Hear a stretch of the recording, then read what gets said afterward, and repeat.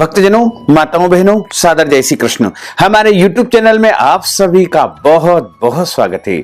मैं हूं आपके साथ आचार्य धर्मेंद्र शास्त्री। सबसे पहले आपको और आपके पूरे परिवार को रक्षाबंधन महापर्व की बहुत बहुत शुभकामनाएं एवं बधाइयां। भगवान श्री लक्ष्मी नारायण का भरपूर आशीर्वाद आप सभी के जीवन पर बना रहे। आप सभी सुखी रहें, स्वस्थ रहें, व्यस्त रहें और मस्त रहें। निरंतर उन्नति तथा प्रगति को आप प्राप्त करते रहें।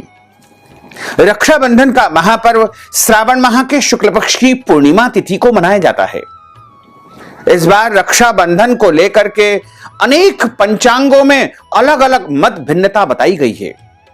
इस कारण से आमजन बड़ा ही परेशान है कि रक्षाबंधन का पर्व कब मनाया जाए, क्योंकि हमारे धर्म ग्रंथों और पुराणों में लिखा हुआ है कि भद्रायाम द्वैन कर्तव्यम श्रावणी फाल्गुनी तथा, अर्थात भद्रा काल में दो कर्म बिल्कुल नहीं करना चाहिए, एक श्रावणी दूसरा फाल्गुनी। श्रावणी का अर्थ होता है रक्षाबंधन, जो कि भद्रा के समय नहीं करना चाहिए, यानी भद्रा के समय राखी नहीं बांधना चाहिए। रक्षाबंधन का जो त्योहार होता है वो भाई बहन का सबसे बड़ा त्योहार माना जाता है और इस दिन प्रत्येक बहनें अपने अपने भाइयों की कलाई पर राखी बांधती है। सभी बहनों को रक्षाबंधन का बड़ा इंतजार रहता है कि कब रक्षाबंधन आएगा और मैं अपने भाई की कलाई पर राखी बांधूंगी। इस बार रक्षाबंधन का जो महापर्व है वो 11 अगस्त 2022 गुरुवार को है, लेकिन इस बार बड़ी ही विचित्र स्थिति निर्मित हो चुकी है, क्योंकि जो पूर्णिमा तिथि है वो 11 अगस्त 2022 गुरुवार को सुबह 10:38 से आरंभ हो रही है, जो कि अगले दिन यानी 12 अगस्त 2022 शुक्रवार को सुबह 7:05 तक रहेगी। यानी पूर्णिमा तिथि 11 अगस्त को सुबह 10:38 से लेकर के 12 अगस्त की सुबह 7:05 तक रहेगी। हमारे धर्म ग्रंथों और पुराणों में लिखा हुआ है कि अपराह्न व्यापिनी जो पूर्णिमा है उसमें रक्षाबंधन का पर्व मनाना चाहिए, तथा चंद्रोदय व्यापिनी जो पूर्णिमा होती है उस दिन व्रत करना चाहिए। यानी जो माताएं बहनें भक्तजन पूर्णिमा का व्रत करते हैं उनको इस बार पूर्णिमा का व्रत 11 अगस्त 2022 गुरुवार को ही करना है। और अपराह्न व्यापिनी पूर्णिमा यानी जिस दिन 18 घटी से लेकर के 24 घटी पूर्णिमा तिथि रहे उसी दिन रक्षाबंधन का पर्व मनाना चाहिए। लेकिन भद्रा काल में कभी भी रक्षाबंधन का त्योहार नहीं मनाना चाहिए। इस बार जैसे ही पूर्णिमा आरंभ होगी यानी 11 अगस्त 2022 गुरुवार को जब सुबह 10:38 से पूर्णिमा तिथि आरंभ होगी, वैसे ही भद्रा भी लग जाएगी। क्योंकि 10:38 तक चतुर्दशी तिथि है। चतुर्दशी तिथि को रिक्ता तिथि माना जाता है, इसलिए चतुर्दशी तिथि में कभी भी रक्षाबंधन नहीं करना चाहिए और भद्रा काल में भी कभी रक्षाबंधन नहीं करना चाहिए। हालांकि आप भगवान का पूजन करें, अपने ठाकुर जी का पूजन करें तो उनको प्रातःकालीन वेला में राखी चढ़ा सकते हैं। लेकिन चतुर्दशी तिथि है, जब हम स्वयं राखी नहीं बांधेंगे तो प्रभु को कैसे अर्पण कर सकते हैं। क्योंकि 11 अगस्त को सुबह 10:38 से जैसे ही पूर्णिमा लगेगी वैसे ही भद्रा लग जाएगी, जो कि 11 अगस्त की रात को 8:52 पर भद्रा समाप्त हो जाएगी। तो समस्त पंचांगों में लिखा हुआ है कि 8:52 रात्रि पर जैसे ही भद्रा समाप्त होगी वैसे ही आपको रक्षाबंधन का कार्य संपन्न करना चाहिए। अगले दिन सुबह यदि पूर्णिमा तिथि को हम देखें तो 7:05 तक है, यानी इस दिन सूर्योदय व्यापिनी पूर्णिमा है। स्नान दान की पुण्य काल की पूर्णिमा 12 अगस्त को बताई गई है। साथ ही हमारे धर्म ग्रंथों और पुराणों में लिखा हुआ है, मूर्त चिंतामणि में लिखा हुआ है कि भद्रा जब पृथ्वी पर रहे तभी उसका प्रभाव रहता है, अन्यथा उसका प्रभाव नहीं रहता है। क्योंकि मकर राशि में चंद्रमा उस दिन विराजित रहेंगे और मकर राशि में जब चंद्रमा विराजित रहते हैं तो भद्रा का वास पाताल में माना जाता है, नागलोक में माना जाता है। और पाताल में जब भद्रा रहेगी तो वह शुभ फल प्रदान पृथ्वी वासियों पर अवश्य ही करेगी। यानी भद्रा जहां पर रहती है वहां पर ही इसका प्रभाव होता है। तो भद्रा यदि पृथ्वी पर रहती है तो इसका प्रभाव पृथ्वी वासियों पर पड़ता है। लेकिन उस दिन यानी 11 अगस्त को जो भद्रा है वो पाताल में निवास कर रही है। इसलिए आप चाहें तो भद्रा काल के दौरान भी रक्षाबंधन का कार्य संपन्न कर सकते हैं। चूंकि भद्रा पाताल लोक में रहेगी इसलिए भद्रा का किसी भी प्रकार से कोई दोष नहीं माना जाएगा। दूसरा, कुछ पंचांगों में यह भी लिखा हुआ है कि 12 अगस्त 2022 को सुबह सूर्योदय व्यापिनी पूर्णिमा तिथि है और सुबह 7:05 तक पूर्णिमा तिथि रहेगी। तो आप 12 अगस्त को सुबह स्नान आदि कार्यों से निवृत्त होकर के अपने घर के देवी देवताओं का पूजन करने के बाद उनको राखी बांध सकते हैं, उनको राखी चढ़ा सकते हैं। यानी 12 अगस्त को सुबह भी आप पूजन पाठ करने के बाद प्रभु को राखी समर्पण कर सकते हैं और स्वयं भी राखी बांध सकते हैं अथवा बंधवा सकते हैं। तो दोनों तरह के प्रमाण है। जैसा हमने आपको पहले बताया कि भद्रा का वास पाताल में है, इसलिए आप 11 अगस्त को भी राखी बांध सकते हैं। और रात्रि 8:52 पर चूंकि भद्रा समाप्त हो जाएगी, इसलिए कोई संशय यदि आपके मन में उपस्थित हो रहा है तो आप रात्रि 8:52 के बाद राखी बांध सकते हैं अथवा बंधवा सकते हैं। और सुबह 7:05 यानी 12 तारीख को सुबह 7:05 के पहले पहले भी राखी बांध सकते हैं और बंधवा सकते हैं। इसका कोई दोष नहीं माना जाएगा। तो आप भ्रमित न हो, संशय में बिल्कुल न रहे। सूर्योदय व्यापिनी जो पूर्णिमा है उसमें आप राखी बांध करके और प्रभु को राखी भी अर्पण कर सकते हैं। रक्षाबंधन का जो त्योहार होता है वो भाई बहन का सबसे बड़ा और पवित्र त्योहार माना जाता है। इस दिन सभी बहनें अपने भाइयों की कलाई पर राखी बांधती है तथा भाई की रक्षा का वचन लेती है। और भाई जब अपनी बहन से राखी बंधवाता है तो अपनी बहन की सुरक्षा का वचन भी लेता है और उसके बदले में अपनी बहन को कुछ न कुछ उपहार स्वरूप वस्तु या नगद राशि वह प्रदान करता है। रक्षाबंधन के दिन आप अपने इष्ट देव को राखी समर्पित करें, अपने प्रभु को राखी समर्पित करें।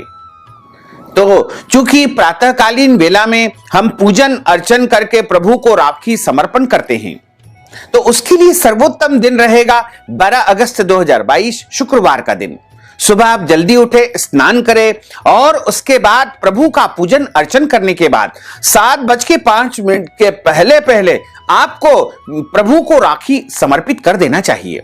उसके बाद अपने भाई की कलाई पर राखी बांधे और उस दिन अपने घर की प्रत्येक वस्तुओं को, जैसे अपने वाहन को, 4 पहिया वाहन, 2 पहिया वाहन या जो भी वाहन आपके पास उपलब्ध है उसको भी अवश्य राखी बांधे तथा अपने घर की प्रत्येक वस्तुओं को राखी बांधे, अपनी तिजोरी को राखी बांधे और अपने घर में जो जो भी उपयोगी वस्तु होती है उन सभी को राखी अवश्य बांधना चाहिए।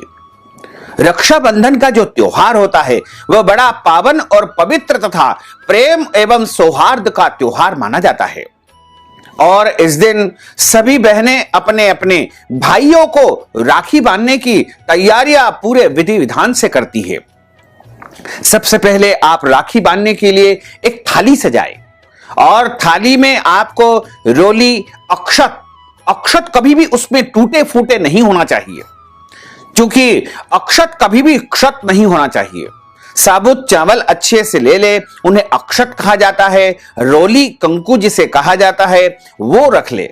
आजकल केमिकल युक्त जो कंकु बाजार में आता है उससे कई बार मस्तिष्क पर रिएक्शन की स्थिति भी निर्मित हो जाती है, इसलिए शुद्ध कंकु जिसे हल्दी कंकु कहा जाता है वो आप अपनी थाली में रख लेवे। हल्दी भी उसके साथ रख लेवे। आप चाहे तो केसर या चंदन घोल कर भी उसको अपनी थाली में अपने भाई को तिलक लगाने के लिए रख सकते हैं। एक शुद्ध घी का दीपक आपको गोल बत्ती वाला तैयार करके उसमें रख लेना चाहिए। हो सके तो गाय के घी का इसमें आप उपयोग करें। मिठाई आप इसमें रखें और जो मिठाई आप इसमें रखते हैं प्रयास करें कि वह घर में ही तैयार करें। शुद्ध और पवित्र मिठाई आप तैयार करें और एक नारियल आप इसमें रखें। नारियल सूखा नहीं होना चाहिए, पानी वाला नारियल इसमें सर्वोत्तम माना जाता है। और इसके साथ ही एक जल का लोटा, तांबे का लोटा आपको रखना चाहिए। एक चौकी अथवा पटा आपको बिछा करके अपने भाई के लिए आसन लगाना है। आसन हमेशा पूर्व अथवा पश्चिम मुखी होना चाहिए, यानी भाई का मुंह या तो पश्चिम में हो अथवा पूर्व में हो, और जो बहन भाई को तिलक लगाती है वो आमने सामने रहेगी। जैसे भाई का मुंह यदि पश्चिम में होगा तो बहन का मुंह पूर्व दिशा की ओर रहेगा। सबसे पहले भाई के मस्तक पर टोपी लगा देवे या रुमाल से ढक देवे। उसके बाद भाई को अंगूठे से तिलक लगाएं। यदि भाई आपका बड़ा है तो आप अनामिका उंगली से भी उनको तिलक लगा सकते हैं। अनामिका उंगली इसे कहा जाता है, अंगूठा इसे कहा जाता है। जब हम अपने से छोटों को आशीर्वाद देते हैं या तिलक लगाते हैं तो उनको अंगूठे से तिलक लगाना चाहिए। और अपने से बड़े अथवा पूजनीय लोगों को जब हम तिलक लगाते हैं तो उंगली के माध्यम से, अनामिका उंगली से हमको तिलक लगाना चाहिए। तथा जब हम अपने पूर्वजों को अथवा पितरों को तिलक लगाते हैं तो इस उंगली के माध्यम से हमको तिलक लगाना चाहिए। इस प्रकार आप अपने भाई को सबसे पहले तिलक लगाएं, उसके बाद उसके ऊपर अक्षत लगाएं और अक्षत लगाने के बाद में अपने भाई के हाथ में नारियल रख देवे, कुछ उसमें सिक्का अथवा रुपया रख देवे और उसके बाद भाई की सीधी कलाई पर राखी बांध देवे। राखी में कम से कम 5 गठाने आपको लगाना चाहिए और राखी बांधने के बाद भाई को मिठाई खिलाएं और आरती करें। आरती करने के बाद दोनों तरफ जल आपको डाल देना चाहिए। उसके बाद भाई जब राखी बंधवा ले तो अपनी बहन को कुछ न कुछ उपहार अवश्य प्रदान करें। कोई वस्तु दे सकते हैं, नगद राशि दे सकते हैं। अपनी हैसियत या श्रद्धा के अनुसार अपनी अपनी बहनों को कुछ न कुछ उपहार अवश्य ही प्रदान करना चाहिए। उपहार छोटा या बड़ा उसका कभी भी कोई प्रमाण नहीं होता है, वह श्रद्धा और प्रेम से ही दिया जाता है। और इस प्रकार आप रक्षाबंधन का त्योहार मनाएं तो अति उत्तम रहेगा। साथ ही रक्षाबंधन जब किया जाता है तो उस दिन बहनें व्रत करती है। तो यदि आपको कोई दवाई लेना है, गोली लेना है तो आप पहले अच्छी प्रकार से फलाहार कर लेवे, गोली लेवे, दवाई लेवे, कोई दोष नहीं होता है। और रक्षाबंधन के दिन जब आप राखी बांध लेवे उसके बाद आप भोजन कर सकते हैं। भगवान को भोग लगाने के बाद स्वयं भोजन प्रसाद आप ग्रहण कर सकते हैं, कोई दोष नहीं रहेगा। इसी तरह यदि आपके घर परिवार में जन्म अथवा मृत्यु का सूतक लगा हुआ है तो ऐसी परिस्थिति में आप रक्षाबंधन के दिन व्रत कर सकते हैं, व्रत के नियमों का पालन कर सकते हैं, पूजन पाठ नहीं कर सकते हैं, राखी भी नहीं बांध सकते हैं और बंधवा भी नहीं सकते हैं, क्योंकि सूतक के दौरान किसी भी प्रकार का कोई उत्सव नहीं मनाया जाता है। सूतक के दौरान दान पुण्य नहीं किया जाता है, सूतक के दौरान किसी को आशीर्वाद नहीं दिया जाता है। तो आपके घर परिवार में सूतक है तो आप राखी न तो बंधवाए न ही बांधे। और यदि माताएं बहनें मासिक धर्म या पीरियड की अवस्था में रहती है तो ऐसी अवस्था में वो स्वयं राखी न बांधते हुए किसी और के माध्यम से राखी बंधवा देवे। साथ ही रक्षाबंधन का जो त्योहार होता है वो श्रावण माह के शुक्ल पक्ष की पूर्णिमा तिथि से लेकर के जन्माष्टमी तक मनाया जाता है। यानी आप यदि राखी के दिन नहीं बांध सकते हैं राखी तो अगले दिन पड़वा के दिन या दूज के दिन, इस प्रकार कुल मिलाकर के जन्माष्टमी तक आप रक्षाबंधन का त्योहार मना सकते हैं। और रक्षाबंधन के दिन दाढ़ी कटिंग शेविंग नहीं करवाना चाहिए, झूठ नहीं बोलना चाहिए, नाखून नहीं काटना चाहिए, शरीर के अंग को कोई भी बाल काटना या कटवाना वर्जित माना जाता है। साथ ही इस दिन झूठ नहीं बोलना है, क्रोध नहीं करना है, वाद विवाद नहीं करना है। खास तौर पे आपको ध्यान रखना चाहिए कि रक्षाबंधन के दिन यानी राखी के दिन अपनी बहन से लड़ाई झगड़ा बिल्कुल नहीं करना है, अपनी बहन का दिल इस दिन नहीं दुखाना है। साथ ही आप इस दिन लहसुन, प्याज, मांस, मदिरा का उपयोग बिल्कुल न करें। इस दिन शुद्ध और पवित्र भोजन का उपयोग करें। भोजन में आप लहसुन प्याज का उपयोग भी बिल्कुल न करें और पवित्र भोजन तैयार करके पहले भगवान को भोग लगाएं, उसके बाद ही पूरे परिवार के साथ में आपको भोजन ग्रहण करना चाहिए। तो इस तरह यदि आप राखी का त्योहार मनाएंगे तो आपको महान पुण्य फल की प्राप्ति हो सकेगी।